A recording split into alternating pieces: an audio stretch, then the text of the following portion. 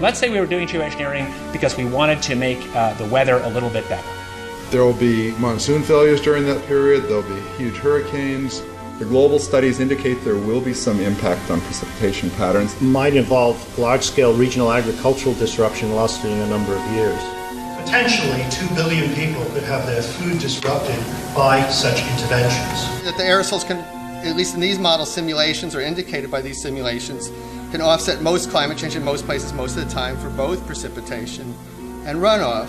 But it's likely to cause some damage in some places.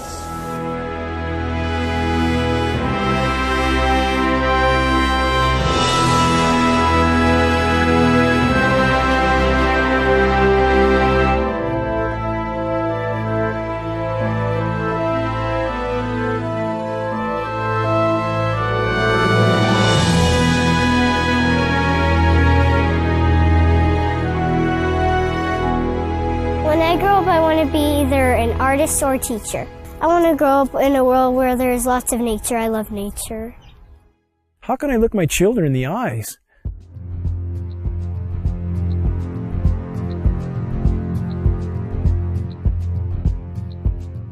and not try to shed the light on this issue, knowing every breath they take is laden with these metals? I have been forced to conclude that there is no greater or no more immediate threat to anything that lives and breathes than the global geoengineering programs short of nuclear catastrophe. Geoengineering is defined as the artificial modification of the Earth's climate. Geoengineers are proposing spraying 10 to 20 million tons of toxic aluminum and other substances into our sky for the stated goal of cooling our planet. So let me distinguish these two different kinds of geoengineering as clearly as I can. So the first one is we call solar radiation management, and that's the idea that you could put mostly reflective particles or other means to make the Earth whiter, effectively to increase the Earth's reflectivity, reducing the amount of heat that's absorbed by the sun, and therefore exerting some overall cooling tendency on the Earth. I think, though the initial results of climate models indicate that reflection of sunlight away from the Earth can offset most climate change in most places most of the time. But it will damage some places. We've mostly thought about sulfur, and nevertheless, there might be some good reasons to think about alumina. It turns out, first of all, there's been a lot of work on the environmental consequences of alumina in the stratosphere. There's a bunch of papers going back to the 70s that look at the radiative and ozone-destroying properties of alumina in the stratosphere, and those make you think it might be useful. Do this in just a jet in a very simple way. Make high-quality alumina particles just by spraying alumina vapor out, which oxidizes. So it's certainly, in principle, possible to do that. Since we released What in the World Are They Spraying?, hundreds of people from around the world have began taking rain tests. What they're finding is what many are calling the chemtrail geoengineering footprint of aluminum, barium, and strontium. So we're finding this well-thought footprint internationally, all over the world, wherever they take samples and get a chemical analysis of rain and snow water. This is quite common.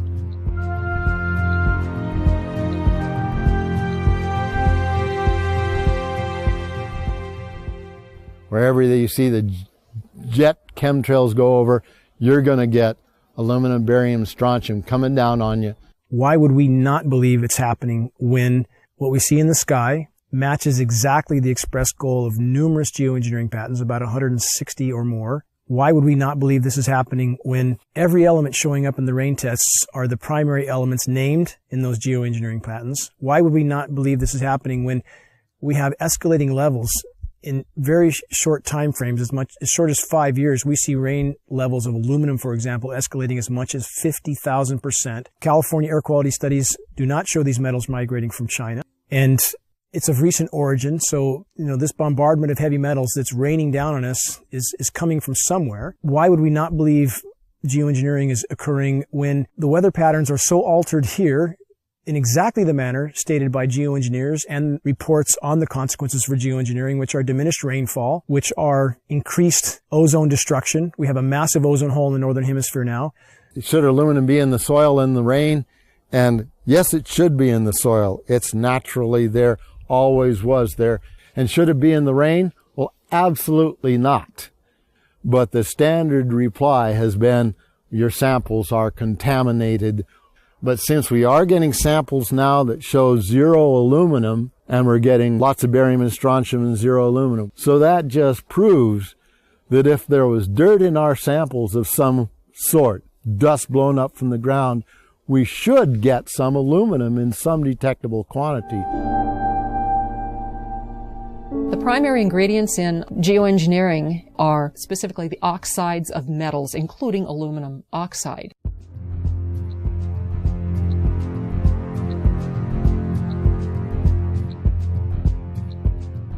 This is devastating to plants, totally devastating. The trees are dying. Why? Approximately 2 years ago, I rode in the back, and you can ride in the back of my place for miles. You can go all the way through the woods, creeks and everything, and it was, I say was, gorgeous.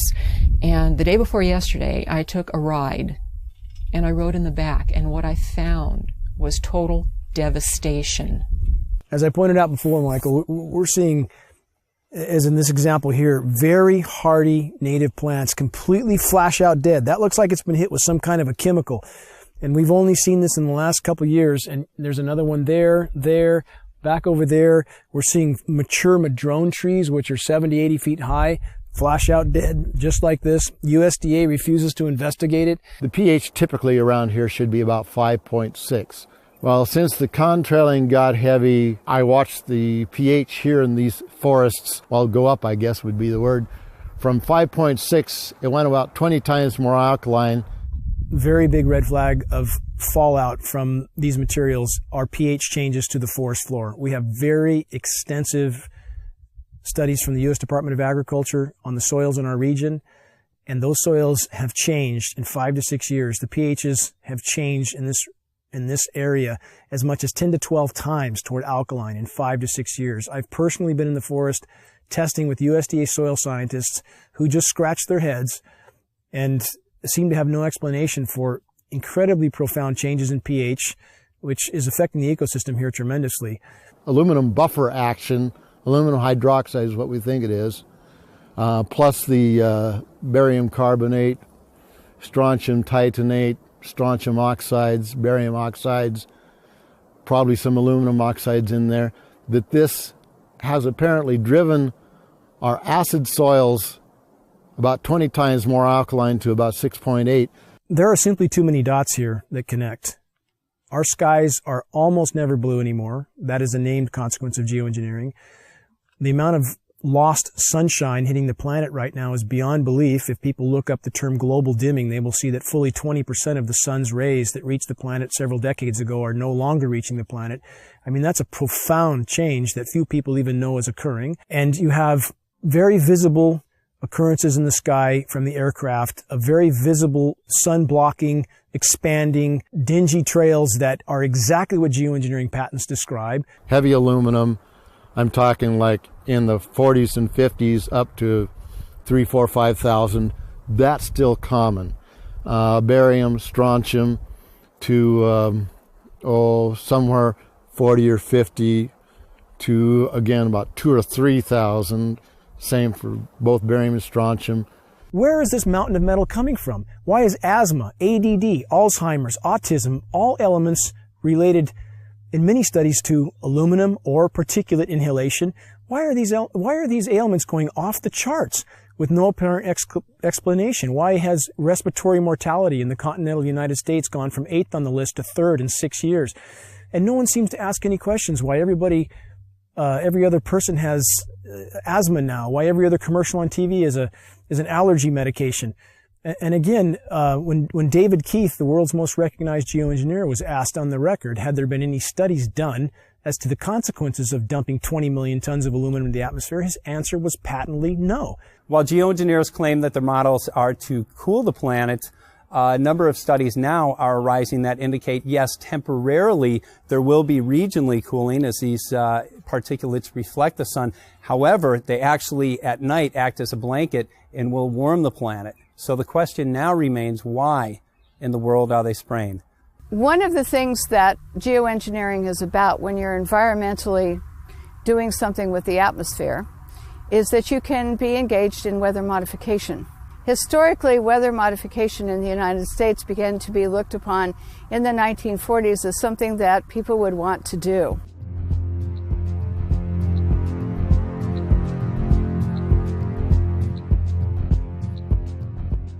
And so they started looking at making it enhancing snow, enhancing rain. They started looking at hurricane control. There was a whole bunch of projects in the 40s that started. One was Project Storm Fury, which turned into a disaster when they tried to modify a hurricane. I'm Mark McCandlish.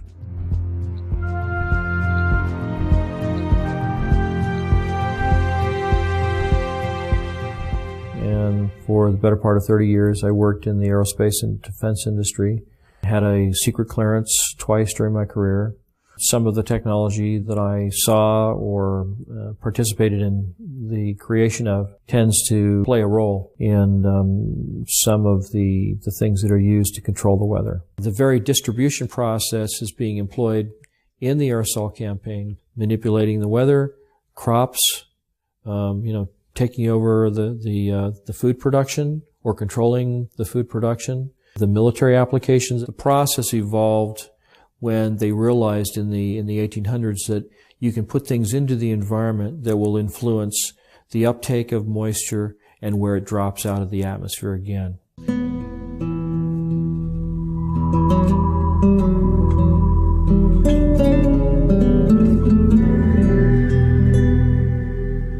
name is Scott Stevens.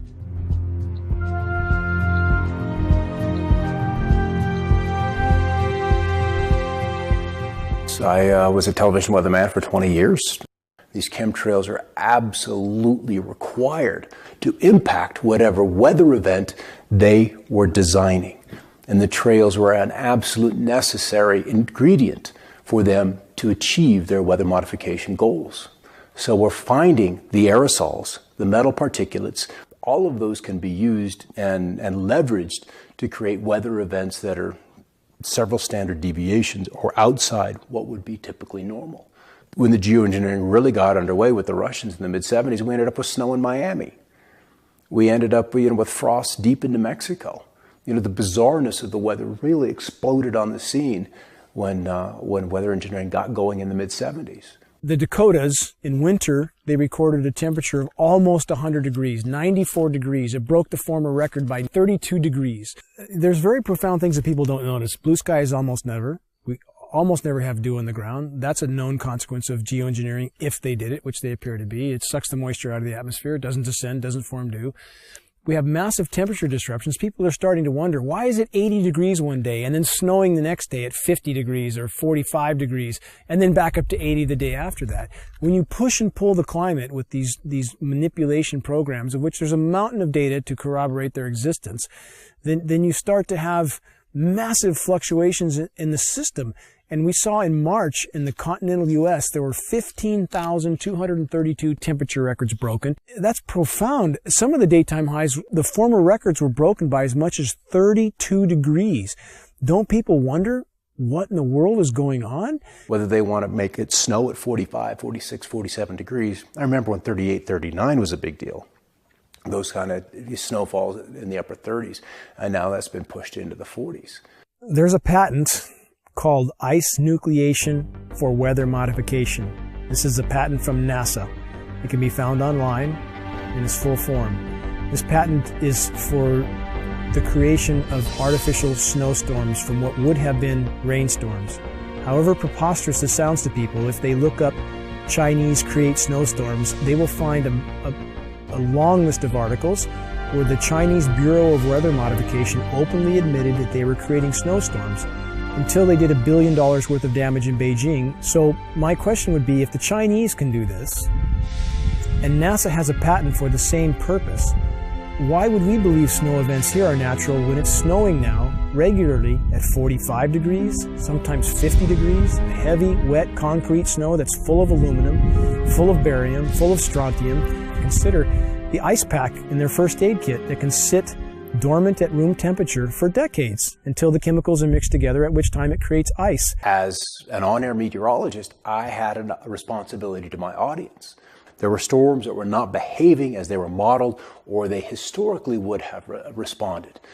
If you can control where moisture is collected and where it's dropped, so to speak, in the form of rain or any other kind of precipitation, then you can really, you can do everything. You can steer the weather system. If you want to be able to manipulate the weather, one of the things we know about the materials that are being used in the aerosols, we've seen everything from aluminum oxide, barium salts, strontium, copper sulfate, potassium iodide, a number of different kinds of things, each of which have different levels of reactivity with the moisture in the air. Some, like aluminum oxide, tends to sequester the moisture. The aluminum oxide nanoparticles, which are microscopically fine and uniform in size, attract the humidity, the moisture in the air, and it basically forms like a nucleation process where the moisture condenses on these particles. With cloud seeding, the cooling will be achieved by making clouds reflect a bit more sunlight back to space than they would otherwise, and less sunlight reaching the surface would tend to cool the planet. These aerosol particles act as something called cloud condensation nuclei, and these are sites where these particles act as sites where cloud drops can form. Well, the one thing that we know has happened is because these are nanoparticles and they float like mad with a little bit of moisture added to them, they go over the Continental Divide and they dump all of California's rain into the Mississippi Valley, which is the reason they're having floods and tornadoes and fierce storms and odd weather back east. The effect here in California is drought. Now then, if you hit that area of the sky with a beam of a particular kind of radiation, and you can heat those particles up, just like heating up, your cup of coffee in the microwave, these particles begin to vibrate and resonate if you use the right frequency of RF energy, that they then heat the surrounding air, and they will take all of that air and the moisture that's in it to a higher altitude where it's much colder, and it'll condense and then become a low pressure system. Well, there's a couple of locations where they tend to be very interested in leaving their trails. The big one and the surprising one for me is under areas of high pressure, where you would expect to see the blue skies, the dry conditions. Those are prime targets for trailing. A couple of reasons. High pressure is stable. It's relatively still. We've got the clockwise flow around it. And if you accentuate the high, and so it's very easy to add those particulates of aluminum, barium, and whatever else they want to put in there. And as you add heat to that, those particulates then radiate the heat into the atmosphere, and it warms. What does a warming atmosphere do? Boom, it expands. And so that's one way. It's a very simple way, but it's very apparent, because under the high pressure, it's supposed to be quiet. It's supposed to be still. It's supposed to be blue. And we're not seeing that. Then as the storm approaches, the high begins to recede. And then they're running the flights back and forth, back and forth, back and forth, and literally seeding the leading edges of the cirrus. So the cirrus canopy is accentuated. That cirrus canopy, which would maybe be 200-300 miles out ahead of a cold front, is now 450 miles. Based on geoengineering data, it would appear the Pacific Northwest gets an excessive amount of the fallout from these programs, because much of the weather, much of the precipitation and the storm tracks and the jet stream move across us. So, as stated by globally recognized geoengineers like David Keith, that's the type of area they would want to seed these particulates as incoming fronts start to cover landfall. And that's exactly what we see here. When there's any kind of incoming front, we see jets everywhere. The global studies indicate there will be some impact on precipitation patterns, and obviously there's a lot more opportunity for work in that area. After studying my time-lapse surveillance, one of the reasons I discovered for the trails was that the persistent ones would break, they would misshape it or deform, and other planes would come along and precisely mark off those locations of deformation. And you're not going to get that with a regular fleet, so this had to be one of the primary purposes for chemtrails, in my opinion, was to measure off where we have these discontinuities showing up in the atmosphere. And in doing these actions and discovering those zones where there's different energies in the atmosphere, I think that plays very closely into their weather engineering programs of mark, surveil, and then that data goes into a weather model that they can then use to forecast or, once again, engineer the weather to their designs. But you can also influence what happens locally with the atmosphere by painting the materials that these aerosols are made of with different kinds of radio frequency or RF energy, radar, microwave, the HARP system. You know, HARP is an array, a field of antennas, radio frequency antennas. They're 72 feet tall, and they have a cross diapole across the top that's about 60 feet in each direction. 180 of these are in the array today, so you can imagine this field of antennas. What happens is by firing each one, they produce radio frequency energy that normally comes off of an antenna, spreads out rather rapidly. Same principle.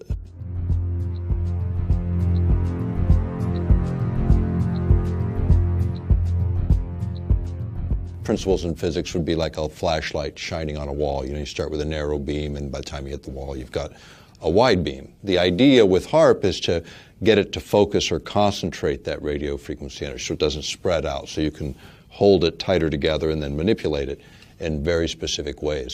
Weather control is a broad topic, so there's lots of ways to control and manipulate weather. HARP is one of them, because you also have private sector companies getting into this business of weather modification. In the case of HARP, do you need, people always ask me, do you need particulates to burst in the atmosphere to make more effective? You actually don't. Would it make things more possible? Could you enhance certain effects? Probably so. Could you control energy distributions more efficiently? Probably so, because you're putting in conductors, or you're putting in reflectors, you're putting in particulate material. If you've ever experienced a hailstorm and you've picked up one of the hailstones and you slice it open with a razor blade, you'll see that it's layer upon layer upon layer of ice.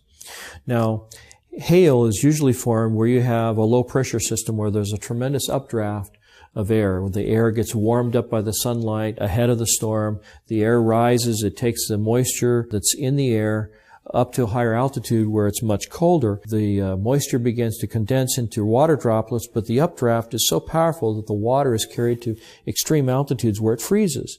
And it begins to fall, and as it falls, it starts to be caught up in the updraft again, so it's circulated up into the air again, and so each time it's lofted up into the atmosphere, more of the moisture that is condensing on the outside of this nuclei of ice begins to form another layer, and each time it's caught back in the updraft, it goes up again and it gets another layer of ice. And so if you have a system like HARP working in conjunction with aerosols, chemtrails that are spraying in the air, you can actually create updrafts that are so powerful that you can have these hailstone circulation patterns going over and over again, where you get hailstones the size of baseballs or even softballs.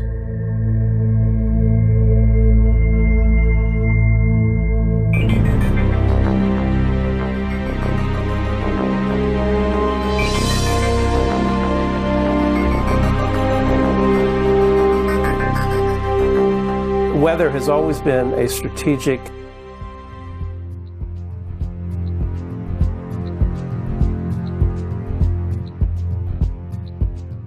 desire to control by the generals, whether it was Napoleon marching towards Moscow, or Hitler in his Russian campaign, or our own Pacific Fleet trying to understand typhoons and use them for our strategic advantage. War and weather are very closely connected.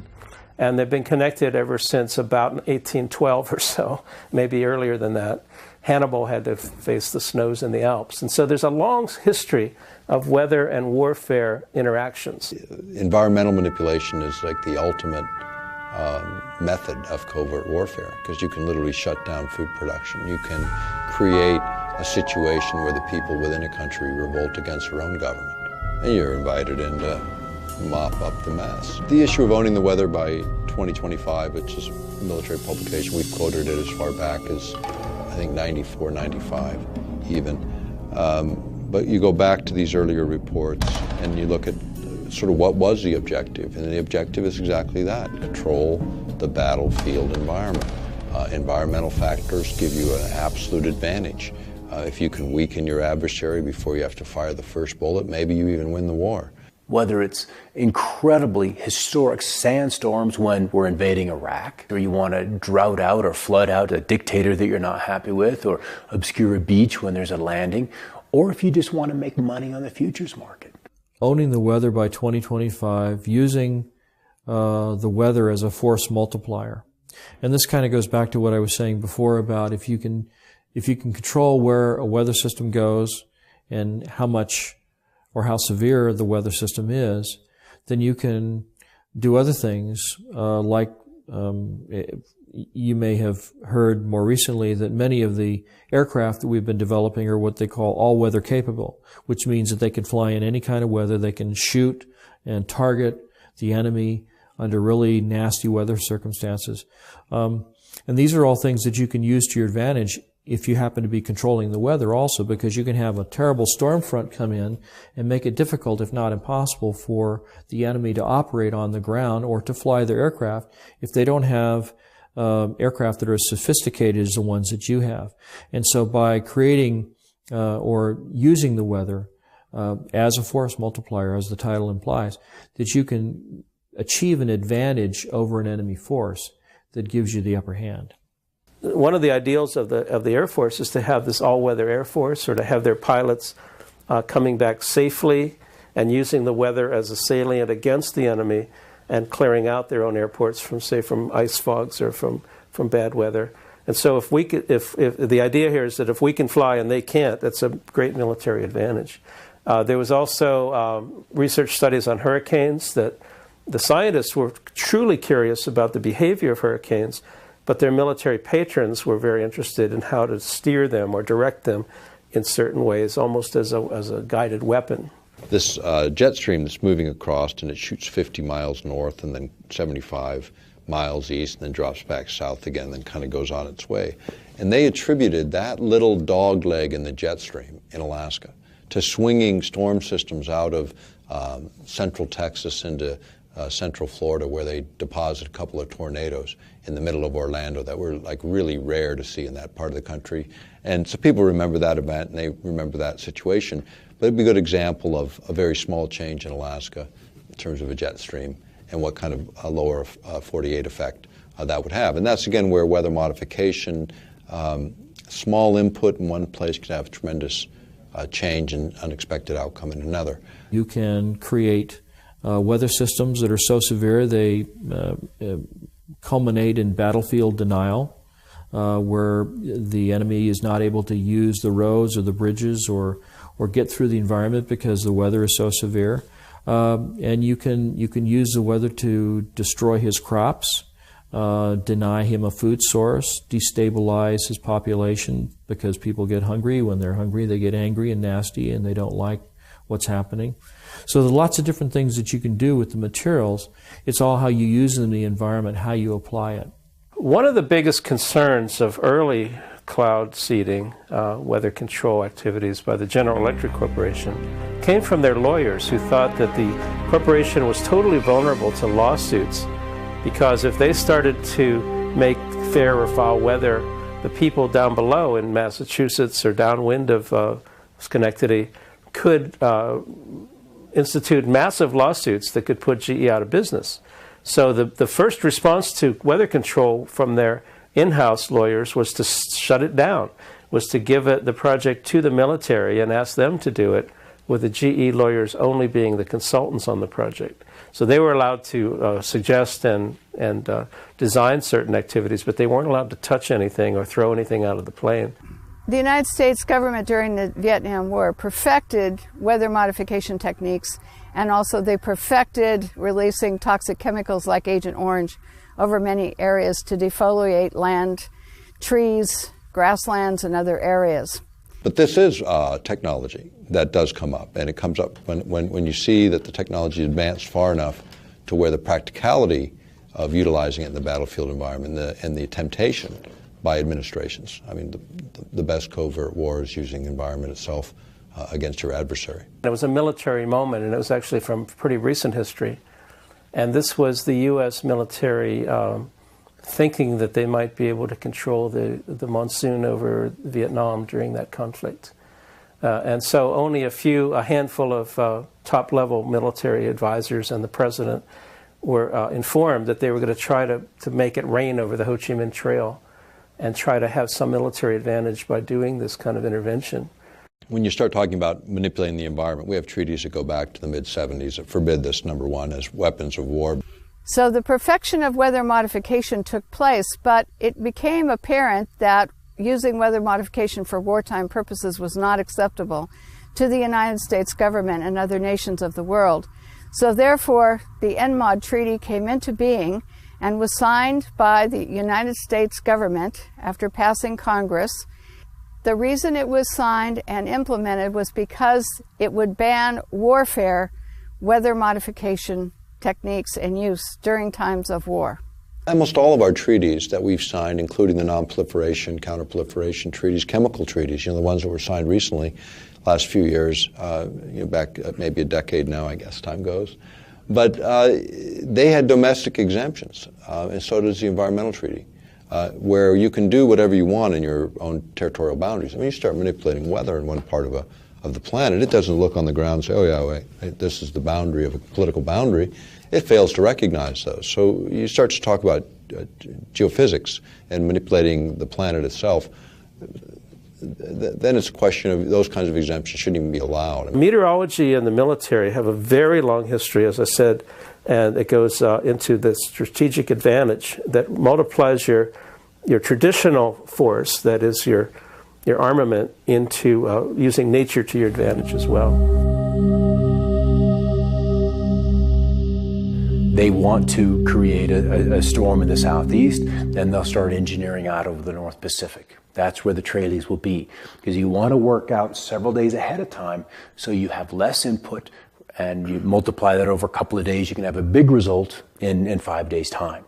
So small input upstream, big result downstream. And one of the rules is always work with what's coming. Don't try to necessarily work against it. You can kill a storm in place. That's easy to do with HAARP. You just change the polarization, you change the ionization of the atmosphere, and the storm will fall apart. It will affect the setting up of the storm tracks, the jet stream, the location of the storms.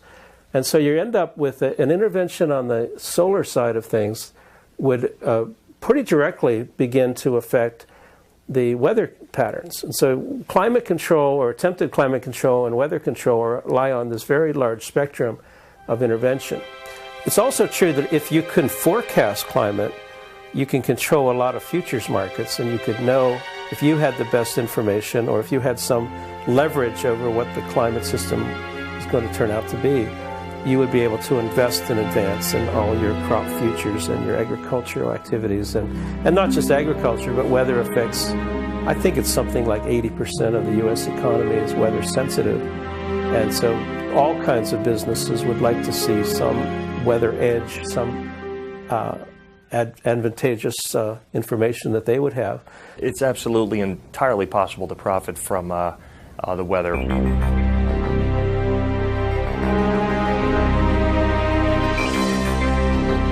My name is Michael Agnew. I'm an independent trader.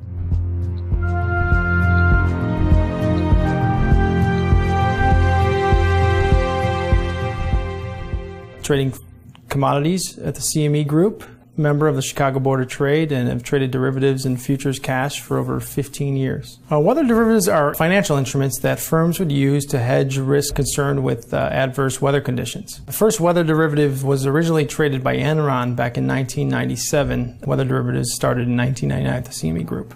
Big utilities, reinsurers to hedge against hurricanes or tornadoes or flooding, some sort of catastrophe, hedging against a cooler summer or a warmer winter. Let's just say I was insuring a product for $5 million, no matter what it was. Let's say if I was a utility company, a farmer, whatever it was. Let's say I had $5 million worth of crop, but I can do derivatives that are worth double that amount, and I can control the effects to where I collect on the insurance that's worth $10 million as opposed to selling the crop for $5 million. Yes, I could definitely profit from that. 2010, 2011, Southern Illinois, Missouri, those we had a high peak of tornadoes and those types of adverse weather conditions definitely raised the price of commodities as well as drove the volatility, which also raises the price of commodities. You're going to make more money if a crop fails. You're creating insurance that's over the price of what your crop is worth, let's say. So if you can control the weather, you control how these products grow. And if you had an insight to how these products were actually seeded and what products you use to actually grow those items, corn, soybeans, and you can control that market, it's unlimited profit potential if you can control the weather. If you want to send, cold into the Midwest, you buy up pipeline capacity, you buy up options on heating and cooling degree days, you buy derivatives off of rainfall. There are mechanisms that you can make hundreds of billions of dollars annually and defray a huge chunk of the cost of this just on the Chicago Mercantile Exchange, playing with derivatives in the weather market. Weather derivatives are basically, you're betting that there's going to be a weather disaster, and you're betting that it's going to occur within a particular time frame in a particular location, and then, the money that you put up basically is like a bet. It's like a wager, saying that this incident's going to happen here, and then when it does happen, there's a big payoff. And that big payoff is something that motivates people to continue to participate in this kind of thing and maybe even feed the very process that's causing the bad weather to happen. Particularly if there's a connection between the people that are seeding the clouds and the people that are making investments. This is a new opportunity. It's a new tool for investors.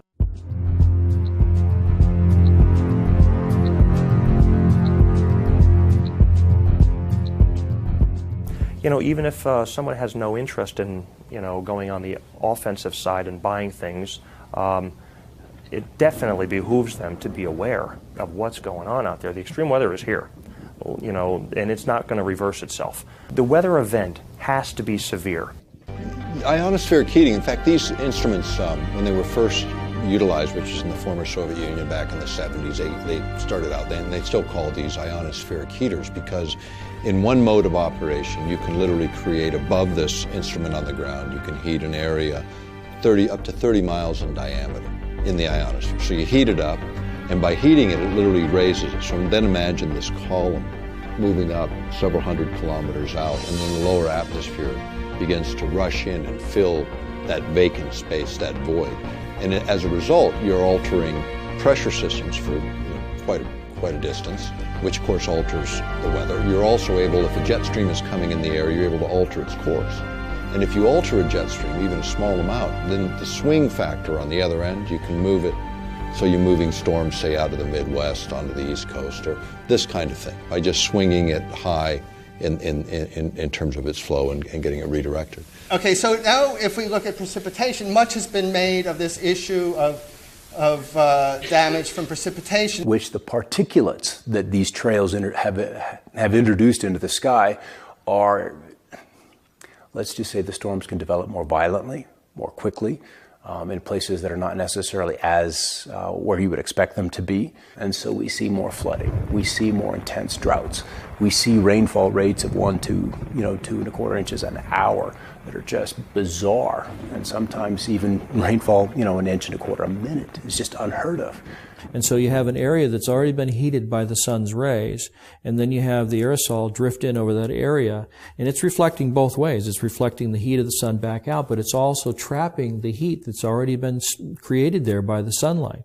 So it will actually create more heat and trap heat inside and closer to the atmosphere. It can actually exacerbate global warming problems. And if you become more aware of what's happening, where the global commodities are, what extreme weather events, you're one step ahead of them.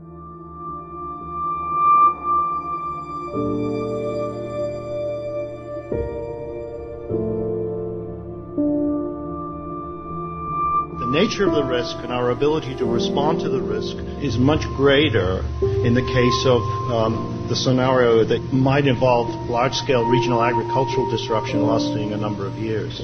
So the agenda was drought. The agenda was to kill the storm, at least in that one particular spot. You see a tremendous and significant loss of property and crop production. Many times this will cause farms to go out of business.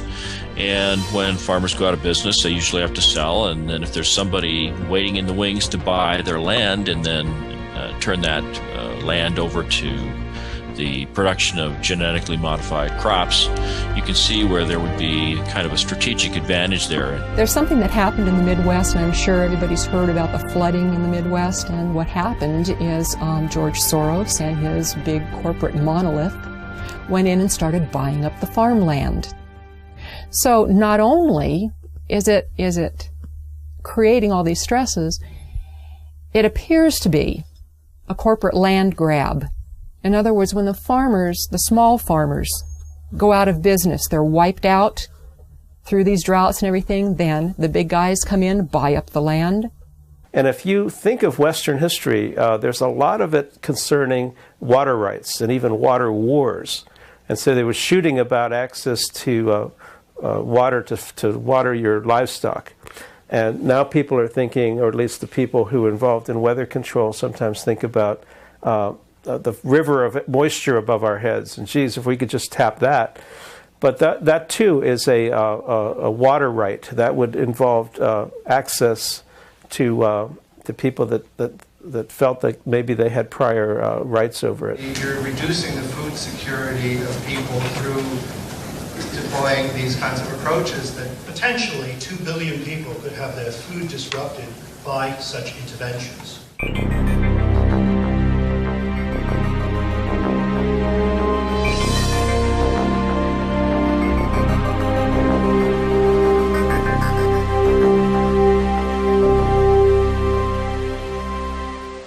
I've been an organic farmer my entire life.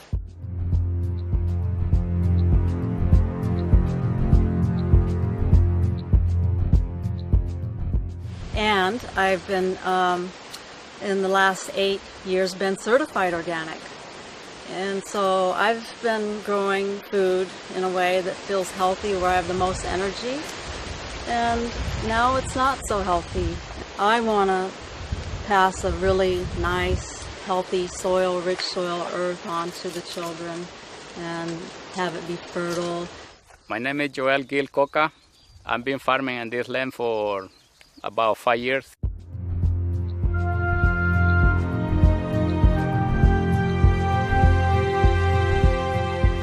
Since 2007, and I'm certified organic since 2001. 10 years ago, when I started working for myself, we can grow cilantro, no problem. We can grow basil, no problem. We can grow Chinese cabbage without get trouble, or any vegetable. But 10 years after, 5 years after, that everything started decline. Could you add something to the environment that affect a large population? The answer is absolutely yes. I started seeing chemtrails being laid overhead more frequently and noticing the change in the crop production. What we see in our area, anytime there's convective clouds, anytime there's a large cumulus cloud forming and beginning to rise, we hear aircraft in the vicinity, we see them actually flying over these convecting clouds, and then in a very short time, before those clouds generally will drop any precipitation, we'll see the entire cloud more or less dissolve into what looks like a massive smoke bank. If you can control the weather, then you can control where the rain falls or where it doesn't fall. And if you can do that, then you can control whose crops survive and whose crops thrive. And if you happen to be favoring a corporation or a group of corporations that are flooding the market with genetically modified crops, you can see how manipulating the weather can actually change the market share that one or more corporations have. And there's lots of different ways that you can do it. You can do it by denying precipitation or by giving too much. You can cause, unusually large hailstones to come out of the sky and completely obliterate a crop of corn. There's lots of different ways that you can do it. Tornadoes rip up an entire town, like Joplin, Missouri, I think it was. If you look back at the tapes of those weather systems and you look 5 days prior to that, you'll see that in those days preceding those events, there was all kinds of aerosols being sprayed all along the California coastline, where the moisture for those storms came from, where those storm systems originated. You know, it's insidious when you think about it. Well, Mike, I've seen since the chemtrails have come, there's a direct correlation with the way the food doesn't look as healthy and vibrant, and less of it, and that concerns me. And of course, all crop losses are related to weather modification problems, either climate, worldwide weather, or local weather, which is called microclimates.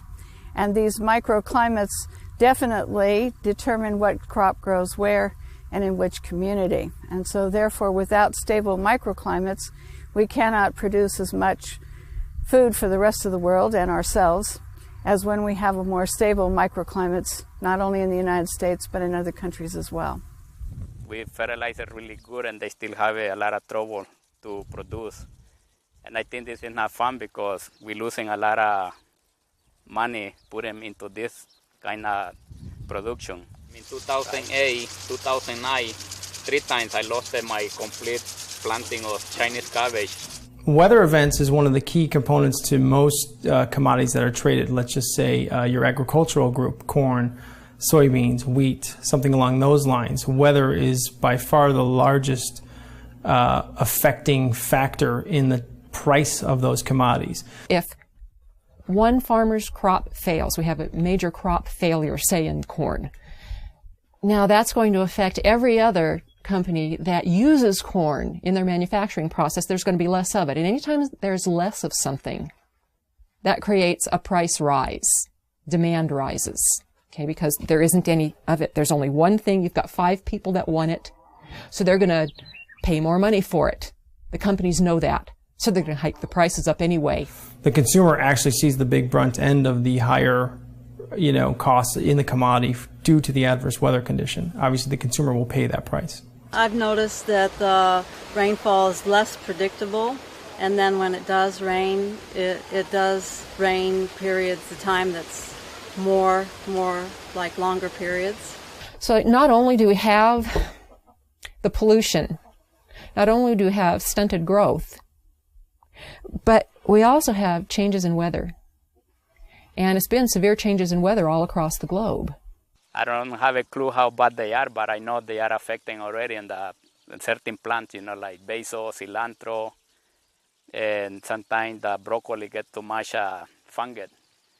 It can be from those things because no matter what we do, it doesn't fit. It's not working right. It appears to be a fungally related ailment, and if one looks at the species extinction rate, which today is estimated to be 1,000 times natural variability, that's 1,000 times normal, a figure you'd think would alarm most reasonable people, which is 100,000% of normal, and 70 to 80% of that extinction, plant and animal, is related to fungal infection. Geoengineering particulates are known to proliferate fungal reproduction. Abiotic stresses are drought, cold, heavy metals, excess moisture in the soil. And Monsanto has a patent that actually addresses all of those abiotic stresses. And the plants that it addresses is everything from apples to zucchini. 2011 was one of the worst years for things that create abiotic stress. They had 12 worldwide severe weather problems. This destroyed a good portion of the food supply. Now I'm having a hard time growing cherry tomatoes outside under these conditions, and I've turned to having to build a greenhouse where I'm now growing large tomatoes, heirlooms, and they are producing really nice big tomatoes. I see that the tomatoes that I planted now are really healthy and the ones outside are dying. The Midwest grows 40% of the world's corn, and it does have a tendency to flood. So we can expect more and more flooding. According to the statistics, the EPA statistics say that there's going to be more and more flooding. Monsanto is one of the world's largest chemical companies.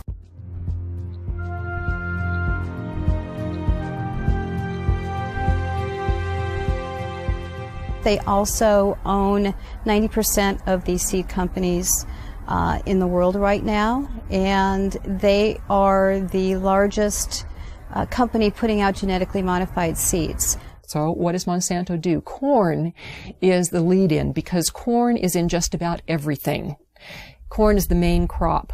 And Monsanto leads in with corn products before it does anything else. So what we have is Monsanto leading in with a drought-resistant corn and an abiotic stress-resistant corn. The drought and the flooding, it's all the same patent. Monsanto has a patent for abiotic stress. Abiotic stress is the drought, it's the flooding, it's the excess soil, it's anything that's going to stress a plant. GMO is genetically modified organism, and it's also called GE, genetic engineering. Well, the history of farming has been a farmer will plant a seed into the ground. There will be nutrients in the ground that will enable that plant to grow. And then at the end of the growing season, they will take some of the seeds and they will save them for next year, and they'll grow their next crop. But what is going on with the genetically modified seeds is they're what's called terminator seeds. A terminator seed will not produce other seeds.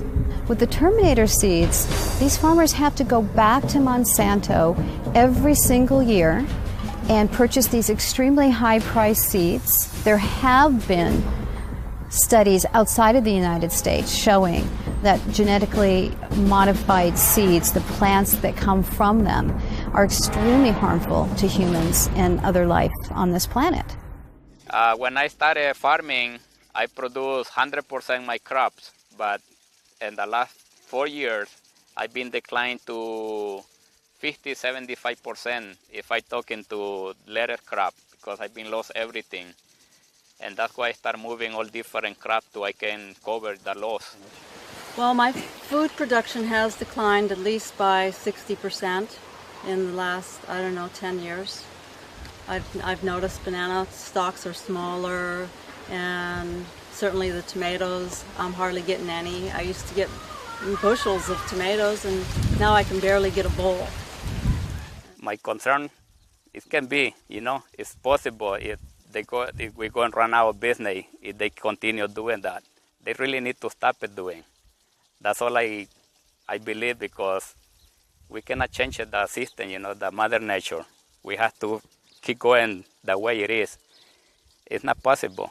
On the other hand, heat stress is going to be one of the things, or thought to be one of the things, that might limit production of crops throughout the tropics. And so there are some questions of trade-offs of, if you think you're going to benefit many people and harm some people, how do you deal with this issue of equity, and what are the options for dealing with that? A really interesting thing that I found is that the EPA has concluded that incidents of heat stress, drought, flooding, cold, any type of abiotic stress is on the increase. And loss due to that is going to double by 2030. Then you put yourself up as the solution. So when all of this weather comes and wipes you out, or you have a drought problem, drought, we've got the seed for you. Here's our drought-tolerant corn just for you, and it'll solve your problems. Oh, by the way, you have to sign this agreement, this 40-page agreement, so that when you go ahead and plant these seeds, you now belong to Monsanto. The weather disasters seem to be directly correlated to an increase in Monsanto sales. So there will be the have and the have-nots. And one of the things that's being discussed under global geoengineering is which countries will be the haves and which countries will be the have-nots when that type of climate remediation is undertaken by many people at a certain level, mostly private corporations funded by the U.S. government, they are hoping. The fact that it's cheap isn't necessarily a good thing at all, as I'll come to in a second. The fact that it's cheap is part of the hard problem of governance. The fact that it's cheap means any small state or even conceivably individuals could do this, and that is a very dangerous thing. There's only probably under $10 million per year, and maybe far less than that, being spent on geoengineering research. It's a mix of a handful of government grants and some private money, including support from Bill Gates. Bill Gates invests in geoengineering. Geoengineering destroys crops. Monsanto supplies the seeds to replace those crops. Bill Gates invests in Monsanto. So Bill Gates makes a ton of money. Monsanto makes a ton of money. And the small farmer gets squashed. Corn prices go higher because of a severe drought in this country. Where 41% of the country or the world's supply of corn comes from. So corn prices are higher, the farmer has more money, so what does he do? He buys fertilizers, which drives up the mosaic stock, or he could purchase genetically modified seeds from Monsanto. You've got severe drought in Africa. In 2011, there was a severe drought. This is causing nothing but death. It's causing starvation, it's causing malnutrition, it's causing a severe water shortage. How do you grow anything without water? You cannot grow anything without water. So what does Monsanto do? They say, oh, we got a drought-tolerant corn for you. There's been an excessive push to get bioengineered crops into Africa. They look at severe conditions as an opportunity. They're disaster capitalists. Okay, so here you have farmers, and they've got flooding, they've got droughts, they've got everything that totally wipes them out. So what happens? Okay, if they plant it early enough in the year, they can go ahead and try and plant again. So buy more seed. Okay, buy Monsanto seed. So they're just raking up on that end of it. Okay, so if you can create enough weather manipulation, you can shorten growing seasons, you can create enough of that disaster, and you've got the seed supply, they've got to come to you.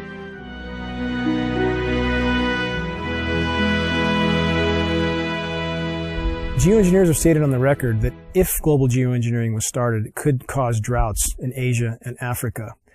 And they state that to the American public for probably obvious reasons. Why would they tell the American public that it could also cause droughts here? Why wouldn't it cause droughts here? There's nothing special about America and the geography here that would not have the same effect as Asia and Africa. If the atmosphere is filled with particulates, those particulates diminish and disperse rainfall. Period. There's too many condensation nuclei, so the water droplets do not combine and fall as rain. They simply adhere to those tiny particles and migrate further, and that's exactly what we see. One of the suggestions about geoengineering has been that we genetically modify trees and plants.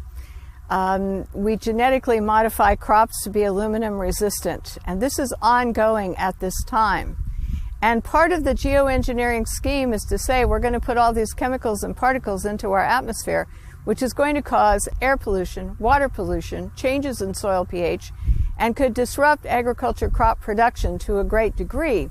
So therefore, instead of saying that maybe this isn't a good idea that we pollute our air, water, and soils with the chemicals we're going to put into the atmosphere, which do come back down, there is a scheme abounding, which is happening right now, to modify some crops so that they are aluminum resistant to the types of chemicals and particles they're going to put into the atmosphere. It's just going to get worse until the point where we're not going to be able to grow anything at all unless it's a Monsanto genetically modified, abiotic stress resistant seed.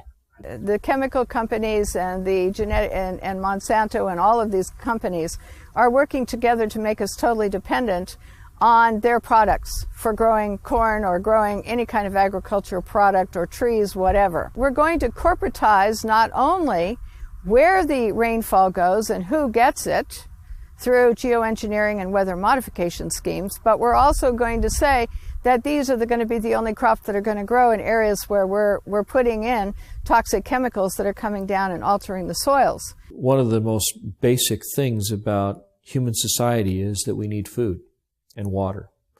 And these are two of the things that are most severely dependent upon good weather. Rain at the right time of the year, sunshine so crops can grow, not enough sunshine and they don't grow, too much water, the plants die, not enough water, the plants die. All of this goes back to the amount of food that's available. So if you starve people, they will be vulnerable. They will be much easier to manipulate and forced to do whatever a government wants them to do. So if you control how much food there is or its availability through things like the weather or using the weather as a strategic tool militarily, you can, dramatically influence what's going on in a country. And by doing that over and over again, sequentially through a region, it's possible that you can change the political spectrum over an entire region by doing this over and over again. Maybe even, do it over a much wider region, create so much instability that you're able to, come in and say, oh, we have these wonderful fast-growing crops, genetically modified, and this, you'll have something to eat in less than 3 weeks, and I imagine that, if you can control the food supply, that you can then consolidate the financial and the political interests of a country. Could predicting the weather enable a group or specific entity to profit from that knowledge of knowing what type of weather or weather pattern will be? Absolutely. That's what all commodities are driven by. They're driven by predicting the weather, how the weather will be in a certain location, and that directly is correlated to the price of that commodity. Absolutely. There's no doubt.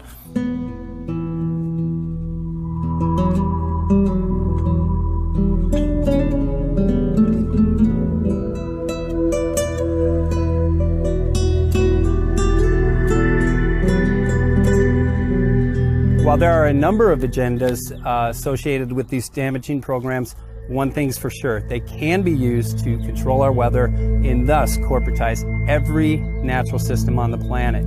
This enables certain individuals to consolidate an enormous amount of both monetary and political power into the hands of a few at the expense of every living thing on the planet. Just by definition, the geoengineering programs are a direct assault on the most elemental aspects of nature. What we're doing when we modify the weather is we're changing the world's climate and we're changing the microclimates, and we are doing it. There are things we can say for certain. There's a mountain of metal raining down on us. We are certainly breathing that metal. We have documented from the computer modeling some unintended consequences. If such a contamination is present, shouldn't we investigate? Shouldn't local agencies investigate, which they have patently refused to do? There's no question that large-scale climate engineering is untested and dangerous. I would disagree quite strongly that it is doesn't exist. I think that the capacity to do it in engineering terms most certainly exists, and that's part of the reason we have to think seriously about how we manage that. We are breathing a mountain of metal, and that can't be denied. If geoengineering continues and the weather manipulation continues and genetic modification continues overtaking, we're going to lose our ability to grow good, nutritious food. We are going to lose our ability to thrive. I personally consider this ongoing toxic dumping into our atmosphere to be, along with nuclear radiation, the most dangerous threats to our health and to our environment. We've seen UV scales go off the charts, which are a known consequence of geoengineering, ozone destruction. We've seen rainfall patterns disrupted in ways that meteorologists don't seem to be able to explain or predict. The challenge that all of these weathermen face, all of them, whether they're aware of it or not, sooner or later they will be aware of it. And I went through a period after the epiphany of, how did I not see this sooner? How? I mean, seriously, I'm supposed to do this for a living. How did I not see this? We seemed to have lost our moral fiber and our ethical compass when we talk about that we all should live within an experiment that somebody else is conducting. If you knew or could predict the weather at any given time, in any given area, then you control the fate of mankind and what they pay for everything. Washington is not responsive to the average person. It's responsive to commercial interests who can spend millions on campaigns now without restriction, who literally drive the policy making in Washington, D.C. I guess I'm under the belief that you can't control the weather. I hope someday we could control the weather. Power becomes an addictive thing. We're taking what the Creator has created, usurping His authority, and bringing it under the authority of corporations. I'm worried that one person or one group would try to have that much leverage over the whole planet. I don't believe that anybody has the right to play God. especially when they're putting particles and chemicals into the atmosphere, which there's unintended and consequences that are known. We don't know it all. We cannot assume the role of creator without dire consequences. This is not a good idea, and this is not a reason to take and do a test. The atmosphere and the earth belong to all of us. It provides the food we eat, the air we breathe, the water we drink, and no one should have the right to own it. The biosphere is at risk from top to bottom. Though you have climate scientists calling for emergency geoengineering due to events like methane mass expulsion, which appears to be occurring in the Arctic. It would have a significant impact on the way that we operate. Notice it also has enormous political, social, and economic implications.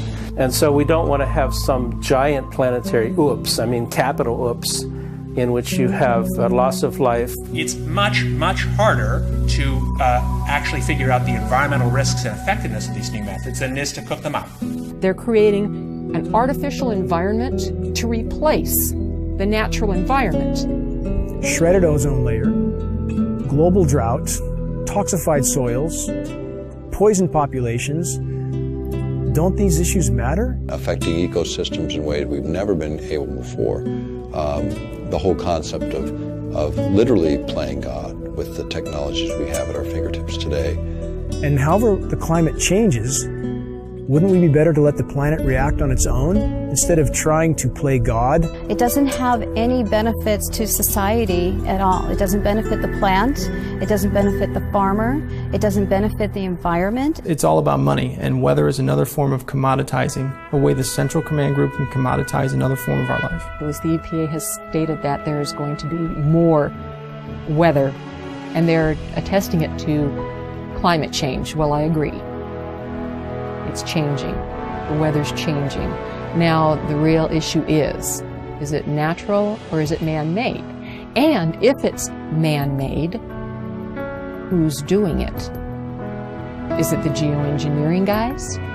That's what I believe as geoengineering continues, that whatever changes are happening to the planet, we will exponentially worsen those changes and poison everything in the process. And indeed, with the amount of metal falling on us, that poisoning appears to have been occurring now for quite some time. Why are you spraying that stuff in our sky? It's accumulating massive amounts of wealth in very few hands, and that's what they're trying to do in all aspects of these economies. The money's not worth it. This is my future. I encourage people to get involved in the projects they're interested in, whether it's this one or some other one. To thrive, we need to organize locally, nationally, and globally to expose and stop this practice immediately. Please quit free riding on our future. But do what you can do, and I think that's really the answer for all of this, is recognize that there's a network more powerful than the internet. It's a human race, and we are connected in a way that's quite powerful. The fact is, acting on what we know to be right and true, doing something about what we care about that we can do. Please tell everyone you know about this. Bring this message to community meetings, demonstrations, and other public events. The work we're doing will provide cover for others to come out. And I'm most interested in whistleblowers. Send this film to environmental, farm groups, media groups, ADD, Alzheimer's, asthma groups, and other organizations that would do something if they only knew. Because we deserve a future. And if you control the weather, you're going to control the planet. It's that simple. Some people address this issue in fear. Some people address it in anger. I address this in faith. Faith believing that we collectively, as human beings, as humanity, have the power and the ability to stop these damaging programs.